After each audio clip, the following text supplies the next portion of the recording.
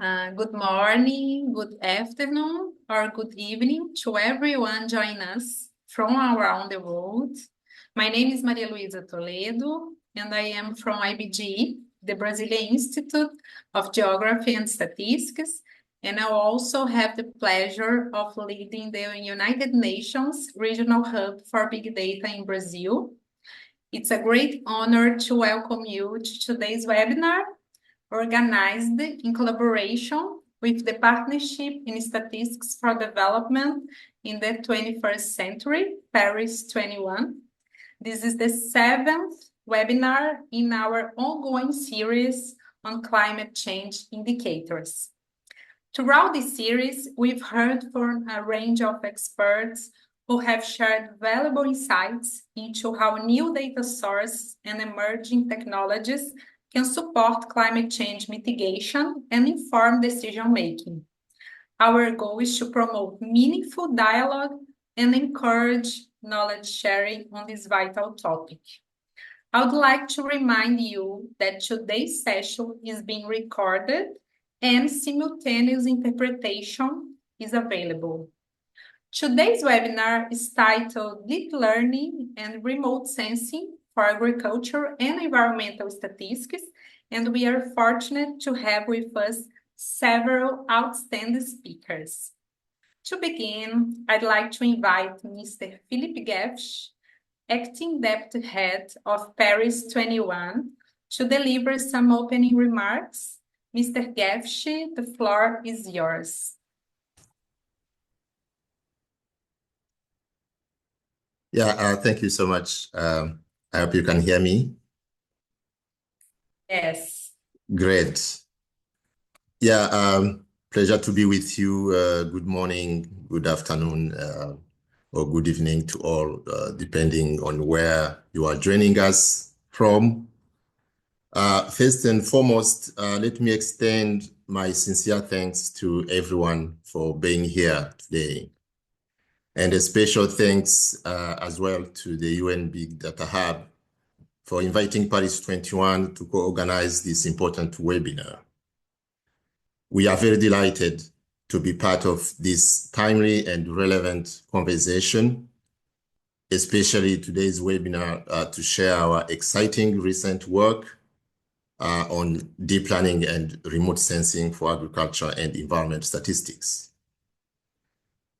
As many of you know already, the Partnership in Statistics for Development in the 21st Century, known as Paris 21, some might probably not know what it means, but is a global partnership hosted by the OECD that works to strengthen the capacities of national statistical systems, particularly in low and middle income countries. So our mission is to promote the production and use of better data to support evidence-based policy and sustainable development.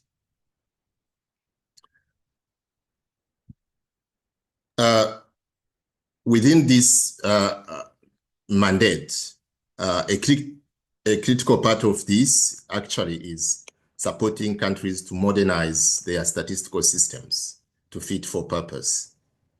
We do this through a number of avenues, from strategic capacity development, partnership and advocacy for development data and statistics, to tools and technical assistance, of course, through innovation.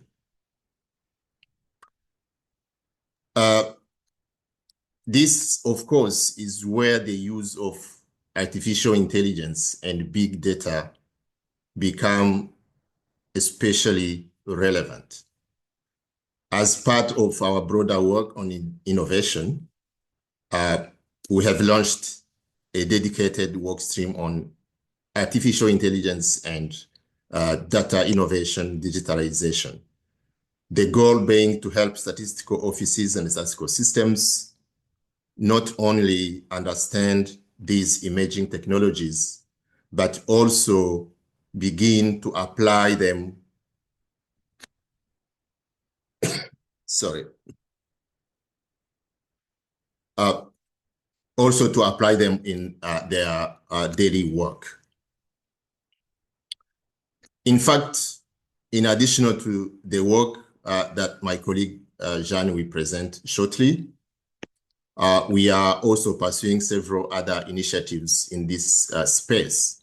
And one notable example is our newly established task team on artificial intelligence for official statistics, which brings together experts and country representatives to share experiences and build guidance on becoming AI ready. We see massive potential in leveraging AI and big data, including deep learning and remote sensing, to enhance availability and access of data and official statistics. But this potential can only be realized if national statistical systems have the tools, skills, and institutional frameworks to adopt and adapt these technologies responsibly. That's why today's webinar is so important. It's a chance to exchange knowledge, explore opportunities, and reflect on how we can collectively support countries to navigate this rapidly evolving landscape.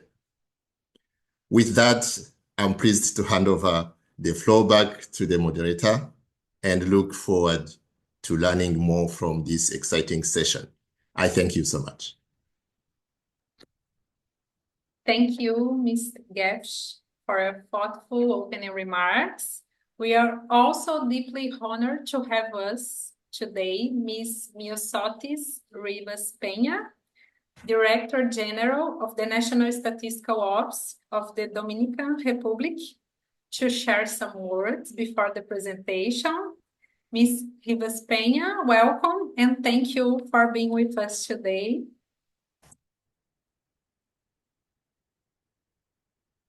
I think we cannot hear you.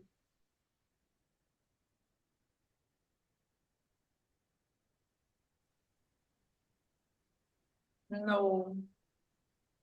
Maybe if you change the source in the microphone icon.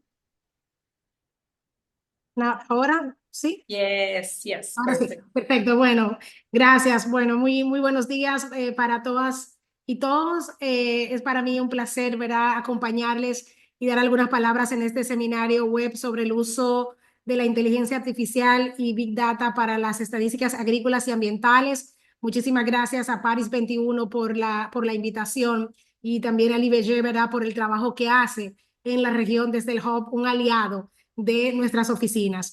Y específicamente, pues en el caso de la República Dominicana, quiero decir que hemos entendido, ¿verdad?, y entendemos la oportunidad que el uso de la inteligencia artificial y el Big Data en general representa para nuestros países y para avanzar en sistemas estadísticos nacionales más robustos.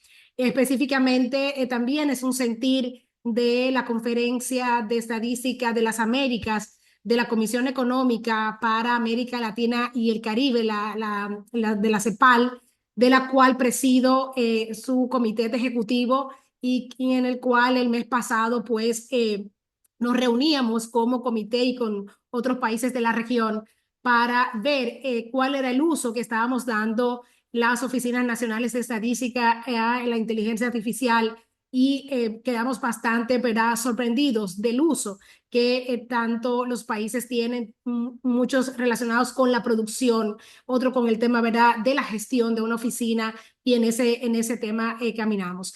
En el caso de la Oficina Nacional de Estadística, nosotros hemos aplicado uso de la inteligencia artificial en varias iniciativas, específicamente algunas relacionadas con la gestión y cómo hacemos un mejor trabajo para los usuarios, con una implementación de un chatbot para el portal para el portal web de la Oficina Nacional de Estadística. En lo que quisimos era con este propósito de que los usuarios pues experimentaran una búsqueda mucho más rápida y eficiente, ¿no?, de todas las publicaciones que hacemos en la oficina. Y con frecuencia, pues los usuarios comentan que el portal contiene una amplia fuente de información, ¿verdad? Pero que la navegación se le dificulta, se le hace compleja. Y la idea entonces de esta implementación que ha sido escalonada ha sido ir buscando. Estamos, ¿verdad? Todavía en nuestros pinitos con esos temas y esperamos que pues próximamente poder dar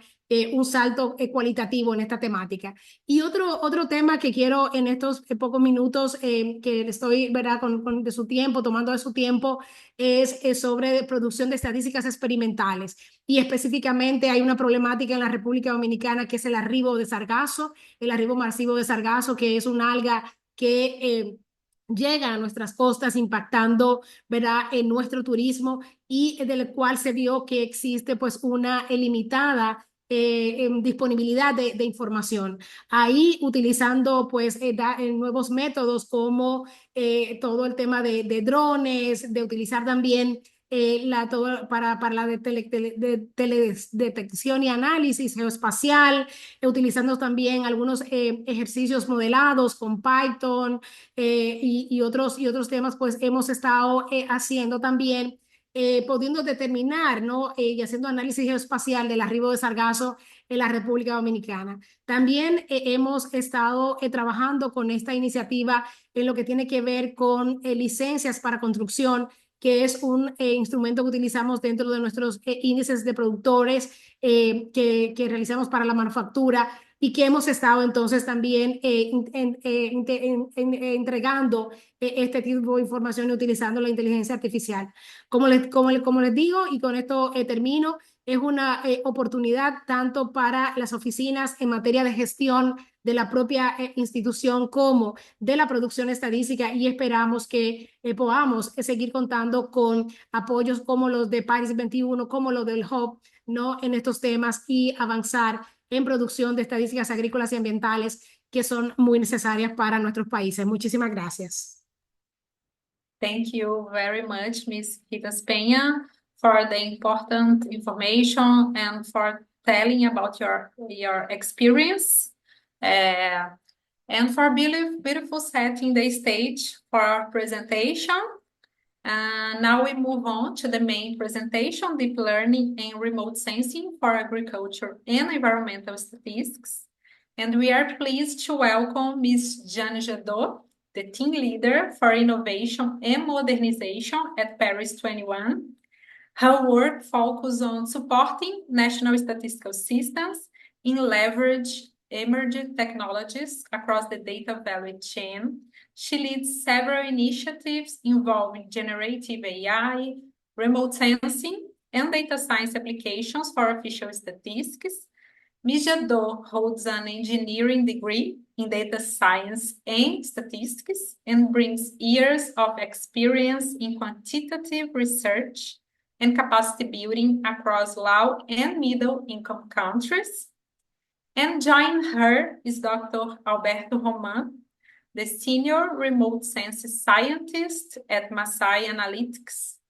At Masai, he leads projects that combine satellite and ground-based data on topics ranging from forecasting cropping yields in Northwest Syria to assessing child labor conditions in cocoa plantations in West Africa. Before joining Masai, Dr. Roman worked as a research scientist at NASA's Jet Propulsion Laboratory, applying ACR data and machine learning to improve forecasting of volcanic hazard, earthquake mapping, and wildfire detection. He holds a PhD in geophysics from the Institut de Physique du Globe de Paris. And before we begin the presentation, a quick reminder to all participants, please feel free to submit your questions in the Zoom chat box at any time. We will address them at the end of the presentation.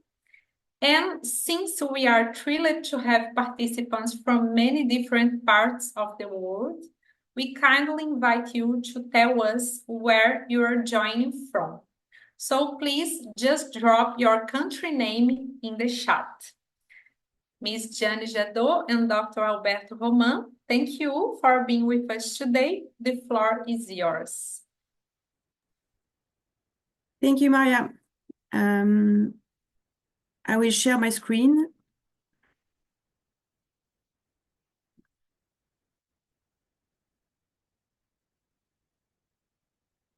Yeah.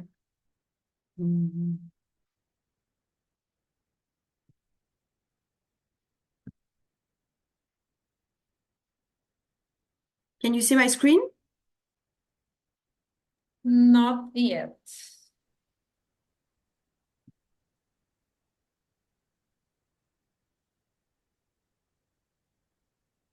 It's coming.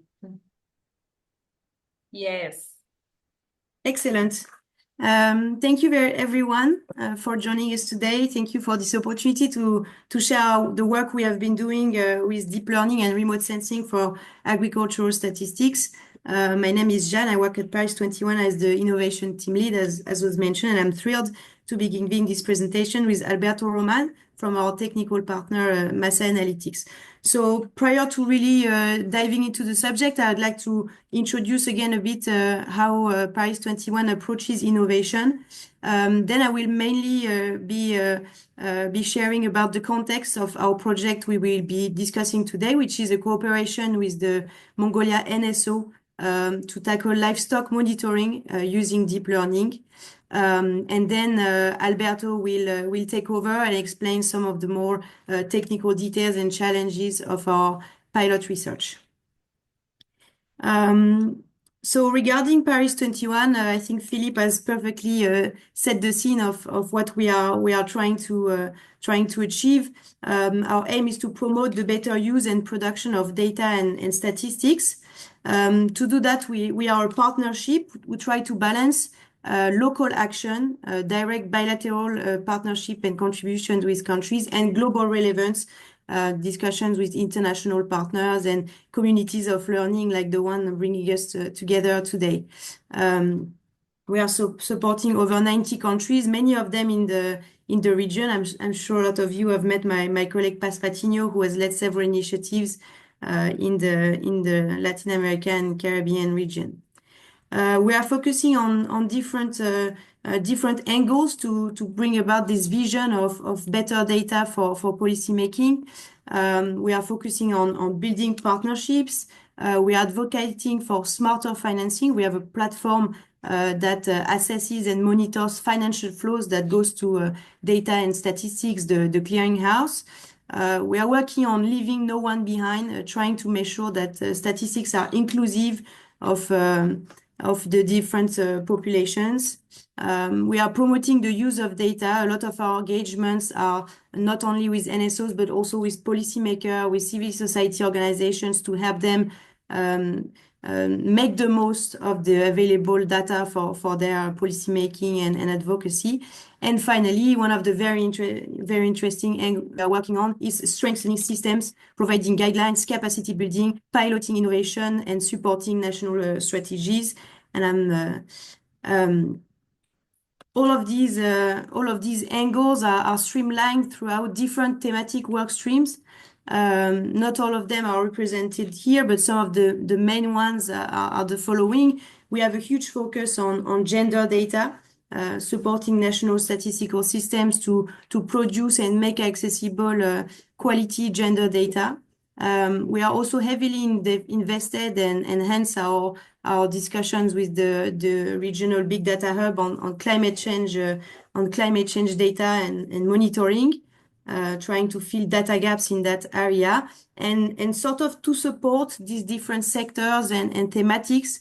We have also a work stream on innovation, which I am leading at Paris 21.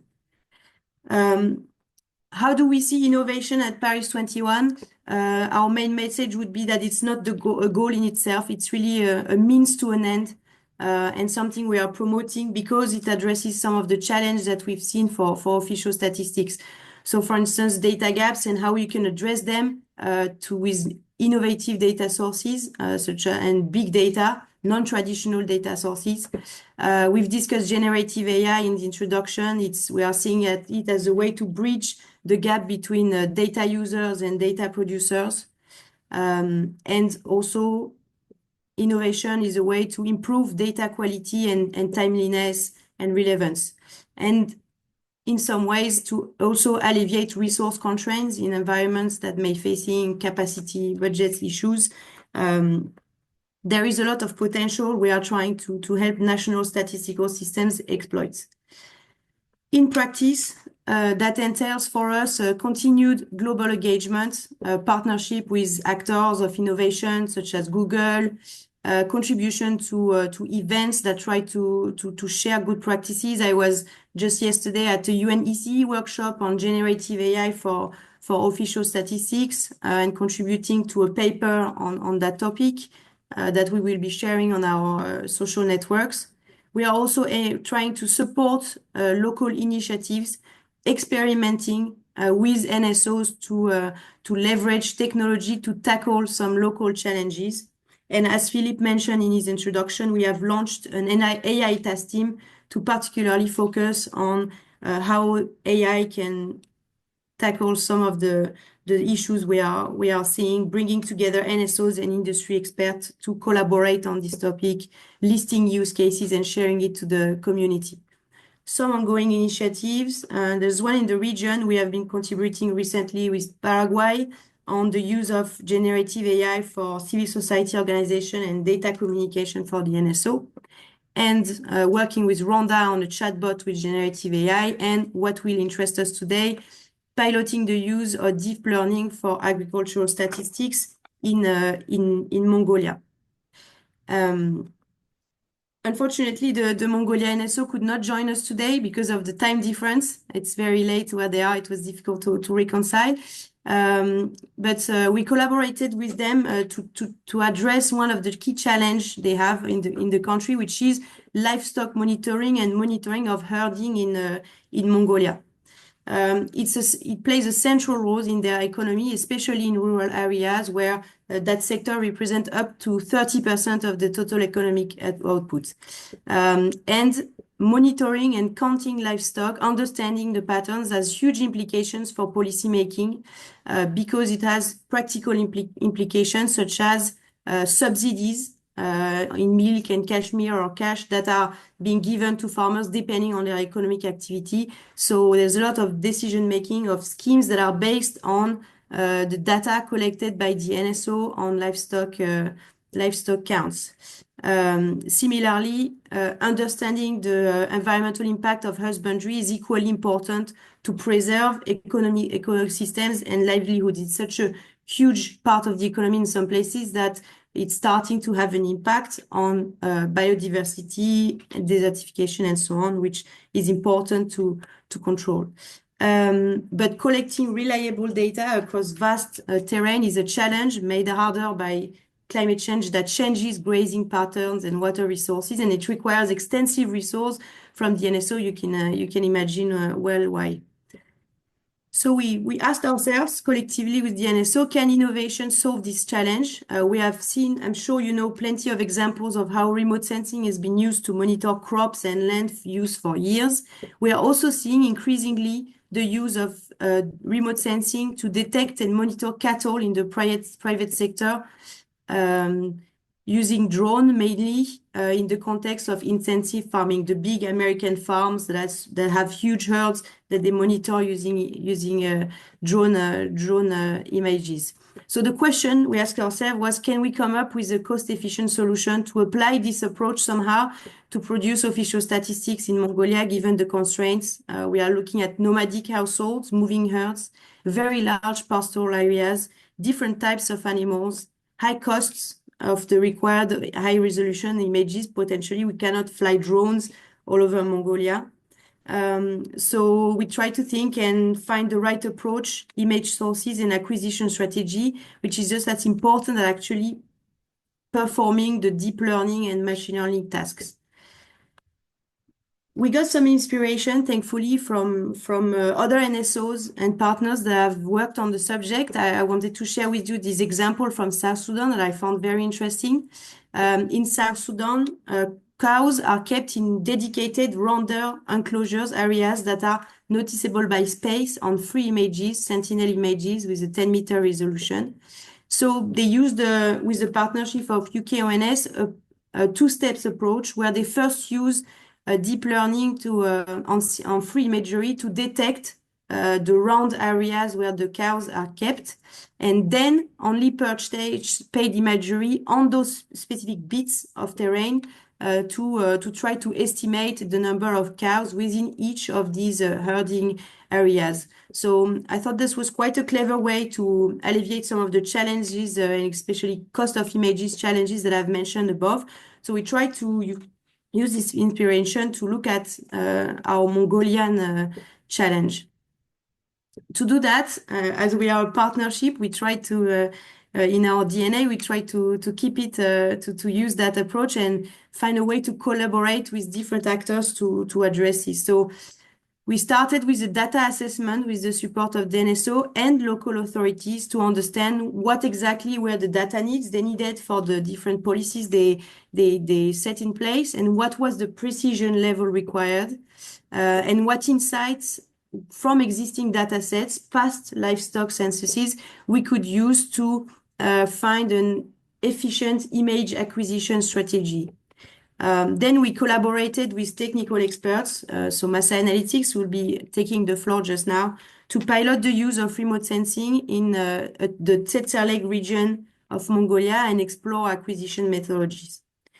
After which, based on the result from the pilot, we convened a workshop with local remote sensing expert organizations, Ministry of Agriculture, to brainstorm on implementation opportunities based on the results. And following that, we partnered again with UKONS to enter their mentorship program, use their South Sudan experience on remote sensing to build capacity within the NSO. We had a 4 months long weekly mentorship with the technical team at the NSO. I hope I explained the problematic well, and I hand over to my colleague Alberto to tell you a bit more on the results and technical aspects of the pilot research, which focused on testing deep learning methodologies to assess the feasibility of counting livestock, leverage existing data on herding patterns to look at image acquisition strategies, explore proxies from remote sensing that could also inform livestock monitoring, and also, while we were at it, look at the impact of herding on the environment, so desertification, vegetation health, and so on.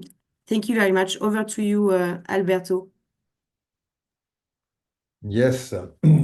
Hi, everybody. Thank you very much, Jeanne, for this nice introduction. And yeah, I'm very happy to present the work that we've been doing with Masai and with Paris 21 about this topic that I have to say was very fascinating. So the idea here was originally that it was a kind of a twofold project, meaning that we had I'm going to talk about the two things that we did, where we were using deep learning for livestock monitoring and detection. The first part of the talk was going to be focused on really how satellite imagery and deep learning methods can be used basically to count animals. That can be very useful for statistical offices for obvious reasons, like performing a census of the animal. Instead of sending people on the ground, we can just have leverage on satellite imagery.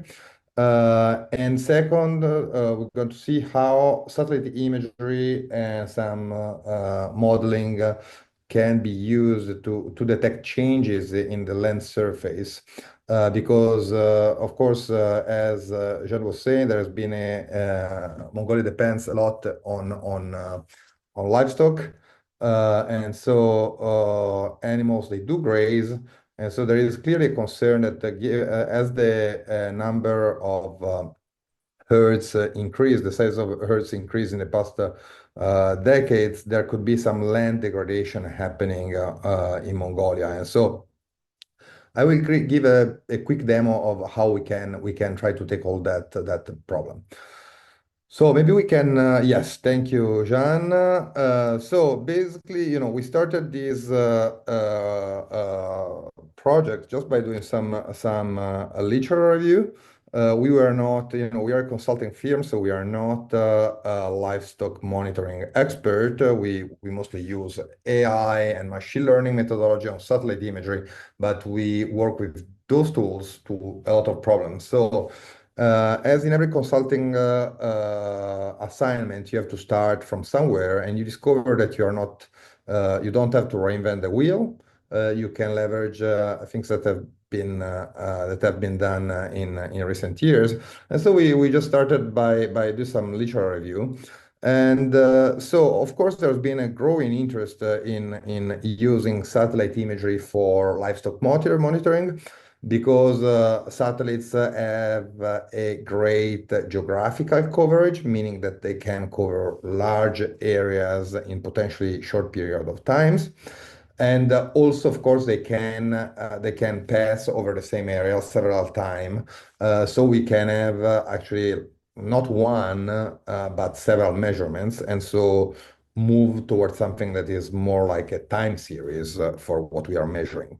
And in fact, there has been a growing number of publications on how use remote sensing in general, coupled with AI tools to count animals. And in fact, you have an example here on the right. This study, they did this study. You see in the figure on the top right, where the authors were interested if you can count an elephant from space, right? And you see the effects of different resolution. In fact, you discover pretty quickly doing this, and that's what you can actually anticipate. So one critical parameter in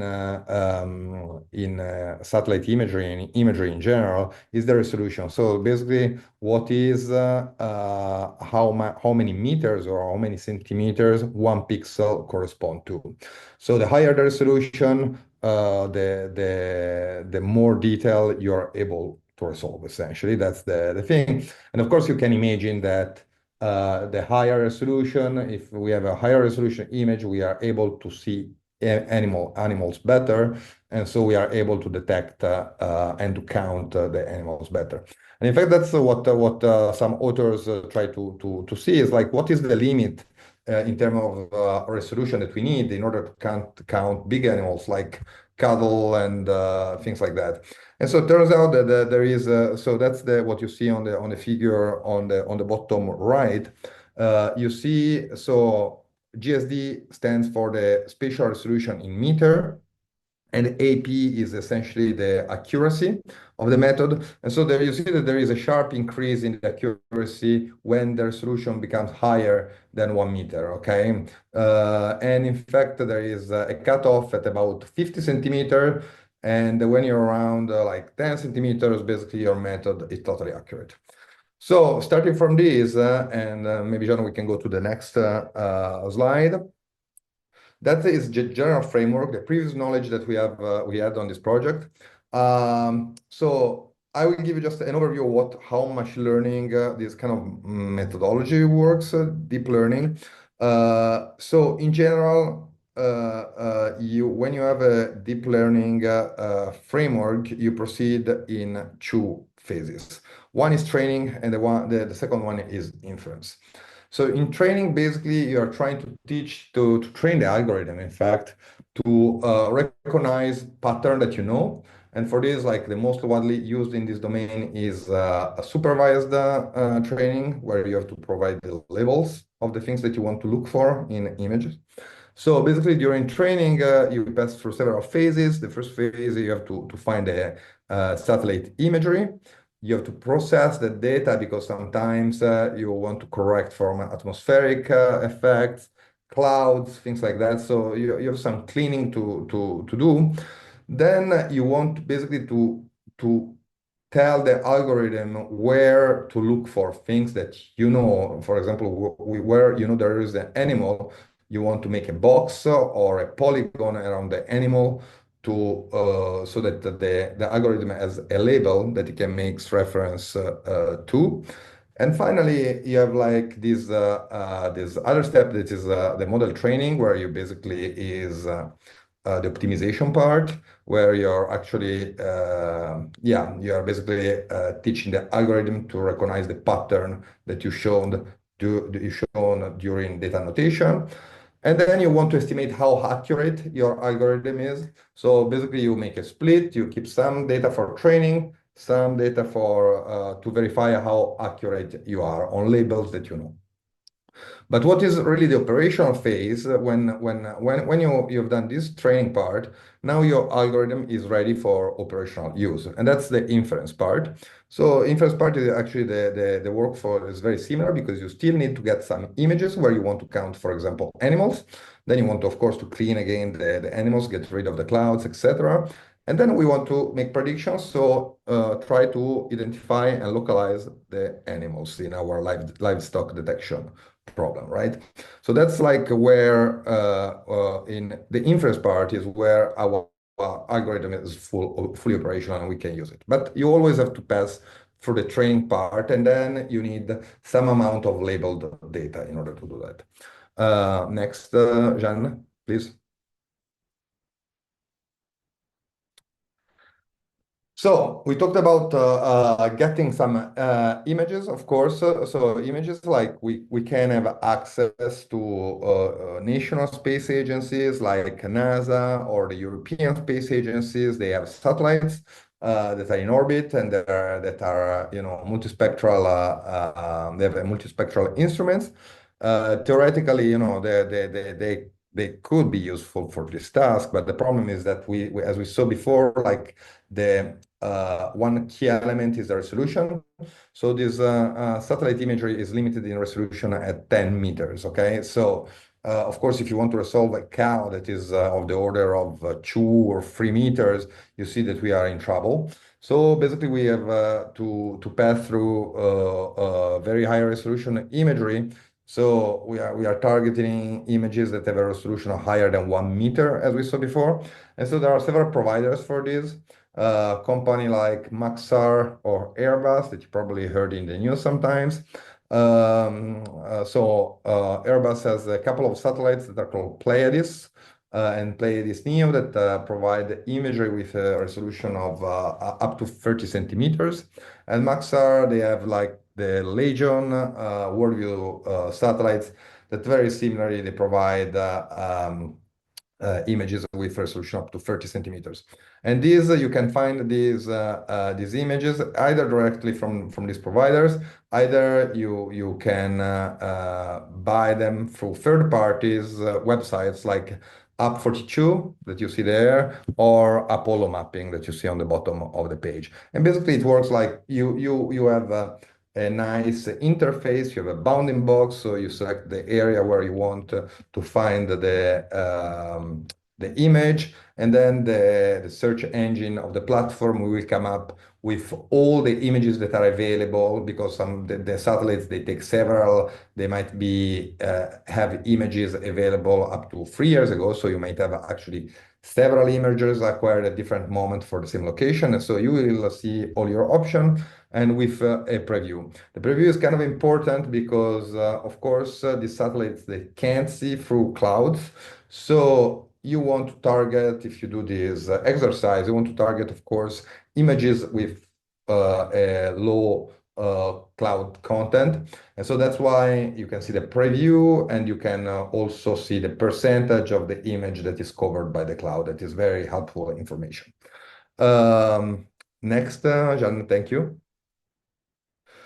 So we talked about how we get images, but now how do we actually train? What is the model? What is this deep learning? Deep learning, so we are talking about when people talk about deep learning, they talk about neural network that is a particular architecture. And you have different flavors of neural network, okay? for image processing, and when you deal with images, there's been the go-to architecture is what is called convolutional neural network, where basically you have several layers with some windows that they pass over the image. And essentially these layers, they act like filters. And but you're basically stacking a lot of these filters together. And these filters, you basically will teach the algorithm to which filter has to activate when they see a pattern, okay? So for example, there might be filters that are specialized to edge detection. There might be filters that are specialized to circle geometries. There might be filters that are specialized more to the rectangular geometries. And so depending on the object that you're trying to detect, you will have different filters that will activate on the image, okay? And so basically all our goal is simply to teach the algorithms which filters are important for the object that we want to detect. That's the general idea about the CNN or convolutional neural network. And we teach that by labeling the data, providing examples to the algorithm of the things that we want to detect, and finally running this optimization problem. So basically reducing, we want to find the minimum of a cost function is a classic optimization problem in order to get the optimal model that will detect the object that we want on satellite imagery. And on this, we can go to the next slide. So there are there are already several types of convolutional neural networks, but there are also several types of There are several types of neural networks, but there are also inside the convolutional neural network several types of these. So one thing is that you can do is that you can train your CNN convolutional neural network from scratch. I actually don't recommend this because we have in the past, say 6 or 7 years, actually, there have been some architectures that have been already pre-trained with a large amount of data. So that for us is very interesting. Why? Because basically it reduces the amount of data that we need. These architectures have been already trained on some data. It might not be what we are interested in, and so that's why we want to fine-tune these models. So we will provide more specific examples of the objects that we want to detect. In our case is animals, because we want to detect the animals, and so we can fine-tune the network on the specific problem that we have and not start everything from scratch. So we have here a couple of examples. You have ResNet, is a very popular one, YOLO, another very popular one for object detection, and VGG. Each of these can do specific things like segmentation or object detection, several problems. If you have a question about this, we can talk more about that in the Q&A session. And here, next slide. Thank you, Jeanne. So there are platforms that provide this service. These are basically SaaS service. So here you have a couple of examples. There are a few more. One is Picterra, and the other one is RoboFlow. As Masai Analytics, we also provided this kind of service. So basically here these are platform in which you upload your image. You give few examples of the objects that you want to detect, and then you push the button, essentially detect, and the model will find itself the similar object similar to the one that you provided. Okay, so they are very intuitive, very easy to use. Sometimes they can be a little bit limited in the flexibility of the things that you want to do, but they are definitely like something that is interesting to test if you want to do some quick prototype, see if something is feasible, etc., etc. So Picterra and RoboFlow definitely two platforms that are interesting for this. And also, at Masai, we do more customized things that are designed for specific needs. Thank you, Jean. We can go. Then I will talk a little bit about the specificity of what we did for Mongolia. So as you know, saying that this project is the result of a partnership between Paris 21, the National Statistical Office of Mongolia, NSO, and Masai. So the challenge was, as I said before, can we detect animals and can we count animals using satellite data? We focus on the Arkhangai province that you see here is the map.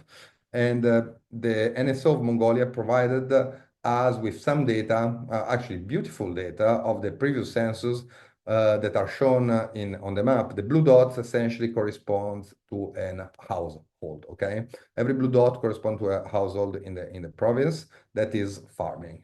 So we already had these data, and we had this data for the past 6 or 7 years. Jean, we can go to the next one. So first of all, like we saw that there was some literature showing that you can detect large animals at if you have an image resolution that is better than 50 centimeter. So we wanted to verify that independently. So we used the ResNet architecture, one of the architecture that you saw before. We did all the steps that I just showed you. So annotation, splitting the data set in training and validation to verify the accuracy. And here we were just leveraging on Google satellite imagery that have a resolution that is in between 30 and 50 centimeters, okay? So this the first result here is that you see that we reached an accuracy that is 80%, around 80%, just slightly better than that. We noticed that so you have examples in the figure on the right. You see basically you see there is a green line in the middle of the figure. So on the left is basically the raw images. And then you see the green little dots are basically the detection. I mean, this basically demonstrates that the algorithm is working correctly with an accuracy that is consistent with the 80% that you see here. We noticed though that there is where it can be problematic when you have the density of the animals, the herds becomes particularly packed. And you have an example in the figure on the bottom right. You see that the algorithm is essentially confused. It doesn't know exactly where to put the detection. And so you have quite a significant degradation of the performance where you in denser herds. But in any case, you basically this little prototype demonstrated that you can get decent detection with imagery between 30 and 50 centimeters just by showing to the algorithm few examples. We used here something like few tens of examples, okay? But there is like one interesting question is, okay, we are able to detect animals, but maybe we can do something else. We know leveraging on the knowledge that we have on the region. We know that the herders in Mongolia, they are nomadic. We know that they use a yurt that are these kind of whitish tent, a shelter that they use when they go out in the fields and where the herders live. So basically, we came up with an idea, or maybe we can actually detect yurt in the field. That should be pretty easy. We could actually calibrate, and we know more or less how many animals every you need maybe like for a herd of 50 animals, you need 1 person, and the yurt have 2 person, can host 2 person. Then you can have a kind of a proxy. You can use the yurt as a proxy to infer the total number of animals. And so basically we trained a deep learning algorithm, the same that we used before, to detect yurt. And that works very well because yurtas are very easy to detect. So you see that we have an excellent accuracy with almost more than 98%. So that could be an alternative approach. Instead of like going after counting animal one by one, you could measure something else, a little bit like the Sudan example that Jean was giving before. Next slide, Jean, thank you. There is something about about like how animals are distributed that is interesting. We found so if you look at the map here, this is the same region that you showed before, that you've seen before, and this is just a heat map showing the number of animals per square kilometer. So yellow correspond to high animal density,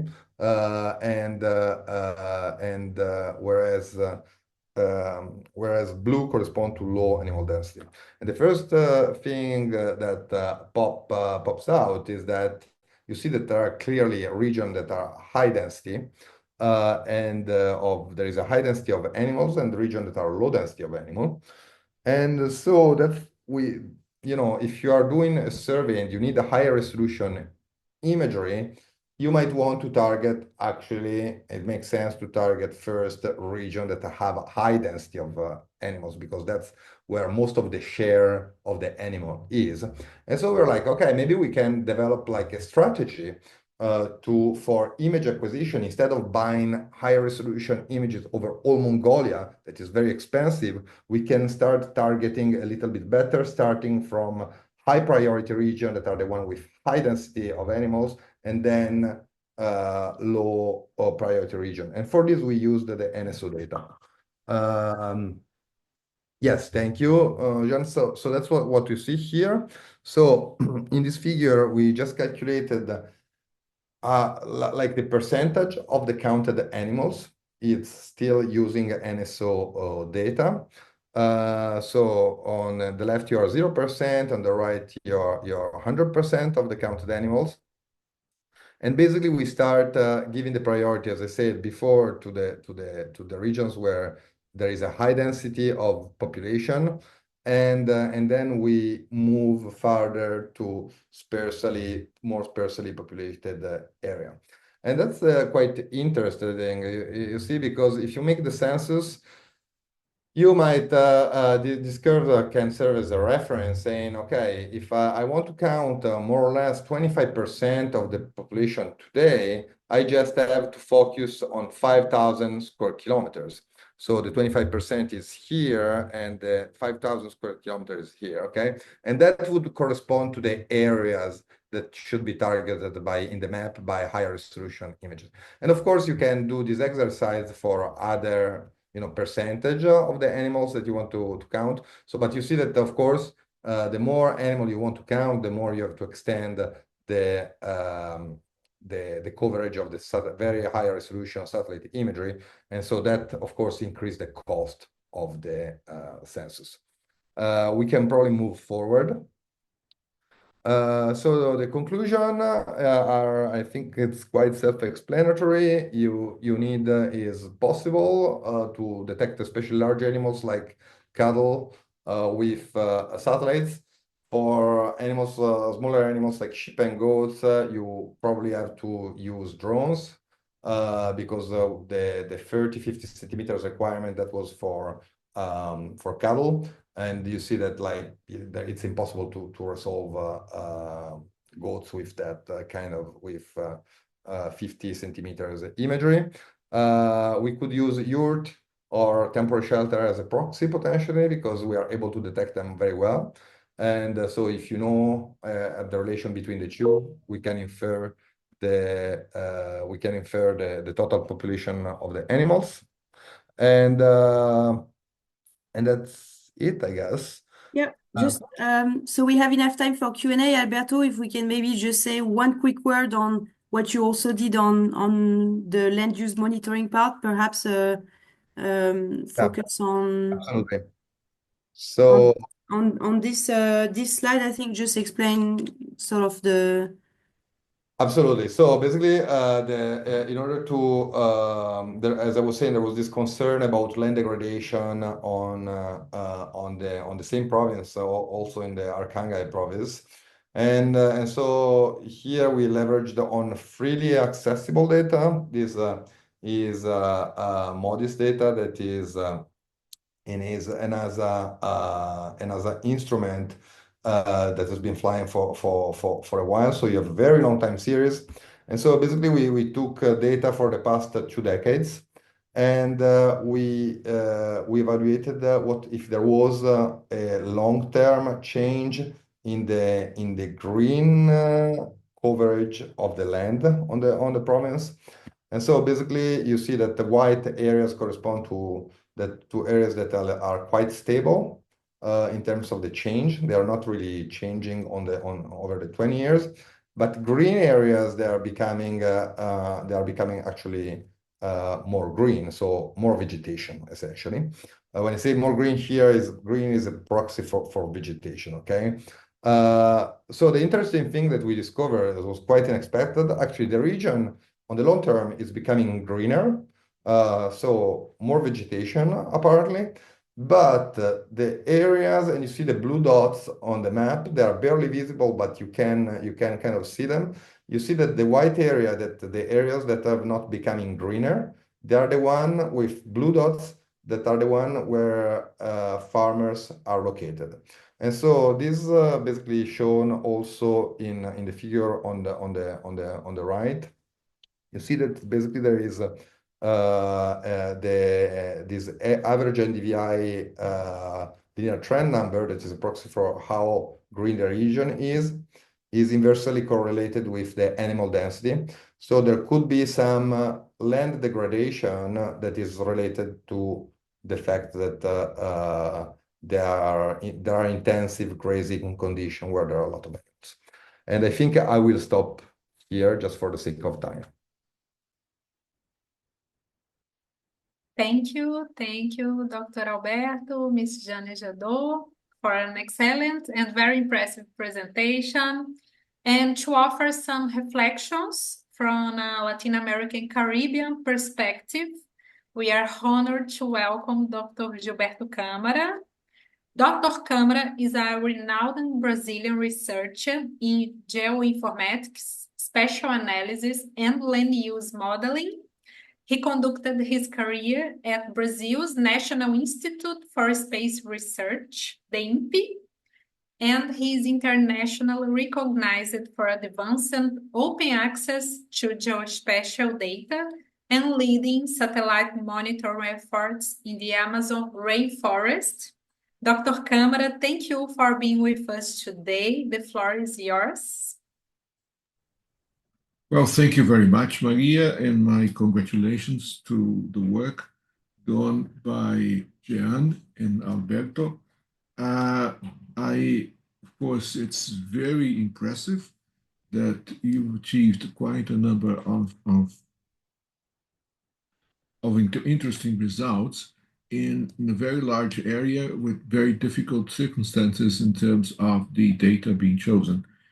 Of course, the points which I'd like to make, and I would like at least to introduce a little bit of the Q&A, is to ask you for your impression on what has been, not the work itself, which you presented very well, but the process of institutionalizing this work within the Mongolian National Statistical Office.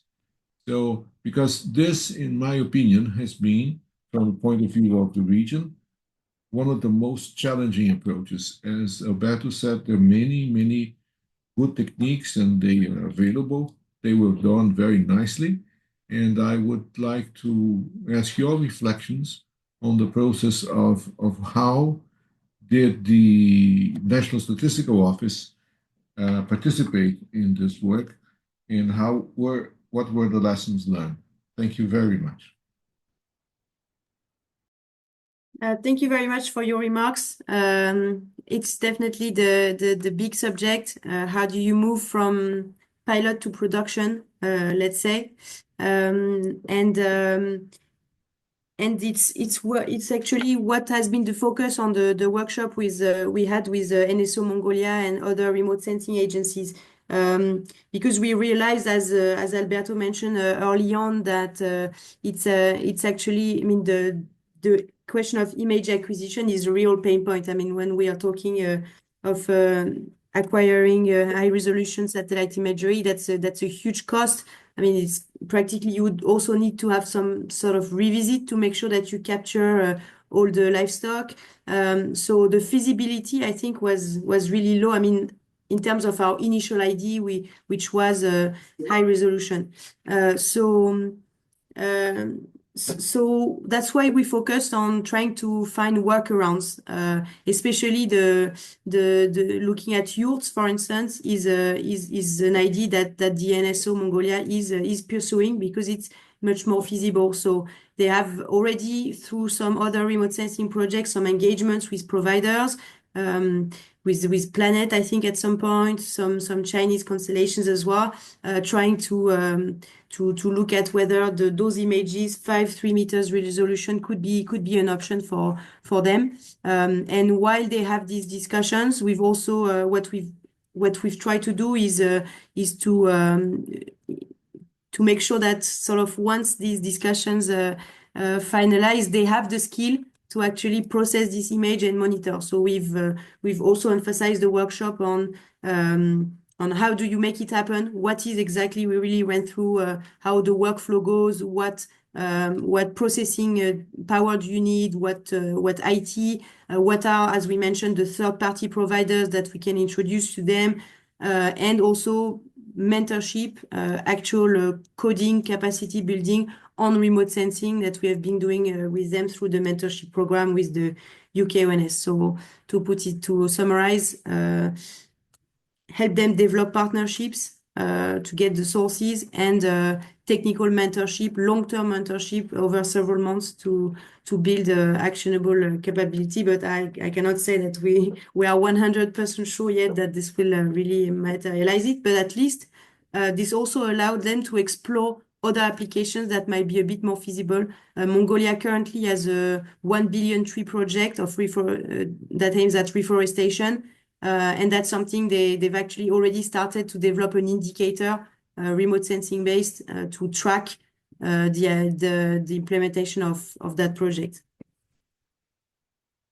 So sometimes you have unforeseen consequences, even the first idea doesn't materialize. Thank you very much for your answer.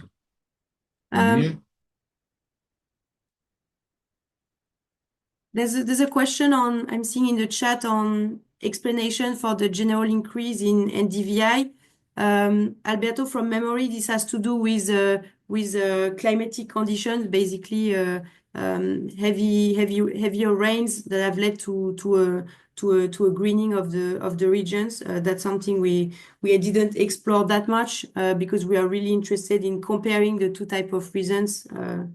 But I think that's what I remember from the project. If you want to add to that, Alberto. Yeah, absolutely. That was a little bit the unexpected result. So yeah, we see this greening of increasing of NDVIs. We think that there is a correlation between apparently there have been increasing rainy condition over the region or in the past 20 years. So it's probably a long-term, relatively long-term climatic shift. We didn't explore more the causality between the two other than that. Thank you, Alberto. Thank you, Dr. Gilberto. We have more questions on the chat. The first question was from Juan Molina. He's asking about the quantity of images. Do you recommend for training the model? He said he's doing a similar work and he's using about 5,800 of images using 30% for training. Do you have any recommendation based on your experience? I don't have a recommendation because that depends so much on the on what the region you're looking at it looks like. You know, if you have a very monotonous region, what is important is basically that the algorithm is able to recognize similar patterns in potentially different conditions. So if you have an extremely monotonous area, like one image could be enough for training if you have enough labeled data. The thing is that, you know, if you're in extremely in a region with a lot of geographical variability, you need to sample enough that variability so that the model is able then to recognize the true signal in that variability. So basically, the more variability you have in your region, the more images are required, and it's a little bit difficult to give like a number beforehand. Okay, thank you, Dr. Alberto. I'm going to ask you two questions. One is from Edgar Vasquez. He said that following Alberto's recommendation not to train models from scratch, Latin America shares many common characteristics. In addition to this webinar, are there other initiatives to create a common front to develop AI trained for our reality and our statistics? And another question is from Berta Rodriguez. How can you test the quality of the results? Okay, so concerning the first question, there is definitely an effort recent effort in organization and universities that are collaborating to provide a model that have been pre-trained on large amount of satellite data.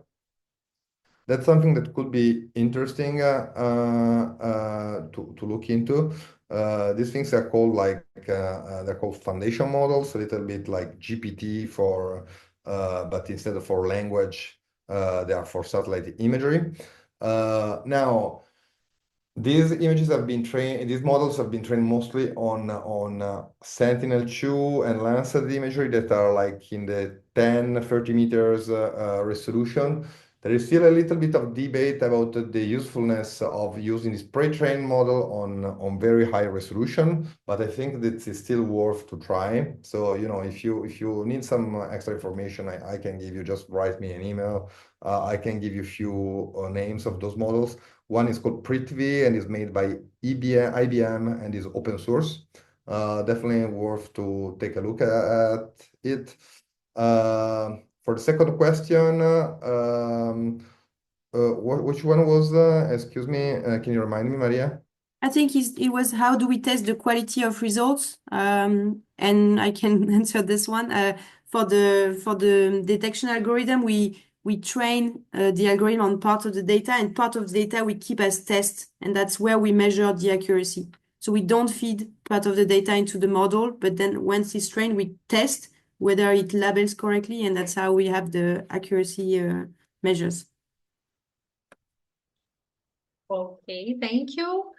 Stephen Howell is asking, very interesting. Did you encounter any explanations for the general increase in NDVI for the non-grazed regions? Perhaps it can shed light on the trend in grazed regions. I think, yeah, so as Alberto said, we didn't get too much into why there is this greening, because we are really looking at relative levels of greens. But and I see this would answer some of the other questions as well on this relationship between cattle density and NDVI trend. This was a pilot project. There's definitely more we could have done on that, and this has been part of the mentorship with NSO Mongolia. Because you would need ideally to discriminate also between land uses. We are pulling forests and green and grassland together, for instance, in our case, which we could have separated. We could have let's discriminate discriminated a lot more on land use. We could have looked at other factors, have control variable on climate, for instance, and so on, to make the model a little more robust. Here we were really trying to showcase the potential and then train the NSO Mongolia to appropriate the methodology and expand it with the other data they have, hence the workshop where we also invited the climate agency, meteorological agency, the remote sensing experts, Ministry of Agriculture, and so on. There was only so much we could do in the time that we had to get this started. Okay, thank you. We are having a lot of questions. We'll also have a question on the chat for Dr. Câmara. However, I don't think we'll have enough time to answer all of them, but I'm going to assign more, like two, maybe. Arnold Lezama Pereira asked, how long did the project, how long was the project? For how long time? And Samantha Condesa, how was the labeling process carried out? Image augmentation was used? So on the project duration, maybe I can take that one. We worked on this with Masae over, I think, 2 months, to at least for the pilot research. Then there was a bit more work before that on the data assessment. As I say, we didn't want to start blind. We wanted to have as much as granular data as we could to think about the image acquisition strategy, to inform a bit our model and our approach. So in total, I would say over the course of 4 months, continue also the workshop, and then we had this ongoing monitoring for another 4 months with the NSO. Alberto, I let you answer on data labeling. Yeah, so data labeling was performed on QGIS by one of our engineers, and yeah, we've been using the classic augmentation, so rotation and random crop and some jittering, so adding a little bit of noise to the RGB channels. Okay, great. I will address only a last question assigned to Dr. Câmara. Gilberto, how do you see the possible correlation between small dams for rainwater storage or cattle drinking troughs in Northeast Brazil and the proxy treatment given to yurts in the Masai study? Well, that's a really difficult question because it goes to the heart of the problem that Alberto and Jean had stated, which is the availability of data at the right resolution. If you ask this question in a generic way in terms of the whole Brazilian Northeast, it is impossible in practice to have drones flying over the place. And the cost of getting reliable high-resolution data is really high. So you would have to obtain the best you could do is to derive land use, land cover statistics using, I would argue, Sentinel-2 10-meter, which is the best we have for free. But that will give you a rough proxy in terms of land use and land cover and desertification. And of course, you'd have to have some data from the field where some of these kinds of small dams are available and whether these kinds of agriculture are irrigated or not. So it is a major project which requires lots of data, and it cannot be done just by satellite alone. You need a lot of ground truth data to make sure that you are deriving the right conclusions. This is a very interesting work, but very demanding. Thank you. Thank you. Thank you for all the speakers. We don't have time for more questions. However, maybe if Dr. Alberto, Ms. Jadot can provide their emails, maybe people can address the questions. Yeah, sure. I can put them in the chat, and I know people were asking about the presentation. We'll share them with the UN Big Data Regional Hub, and I guess you'll have your ways to communicate them, and also reach out to Paris 21 if you'd like more details. So our communication team is asking me that all panelists turn on their camera briefly and smile at their cameras so we can have a nice picture. Yes, of course. Let's make a picture. And please send me the presentation and I will make it available in our site. Great.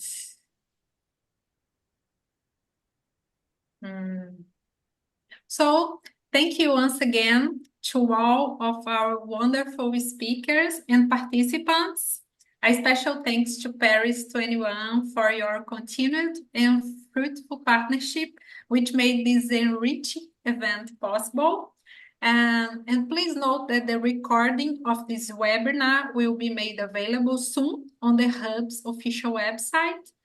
And before we close, we warmly invite you to our next webinar, which will take place on June 5 and 6. The talk will be Earth Observation and Artificial Intelligence for Agricultural Statistics, and it will feature several members of the task team on Earth observation from the UN Committee of Experts on Big Data and Data Science for Official Statistics, which includes Dr. Gilberto Câmara.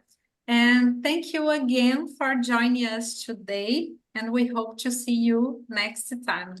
Bye-bye. Thank you. Bye-bye. Thank you. Bye-bye. Bye-bye. Thanks.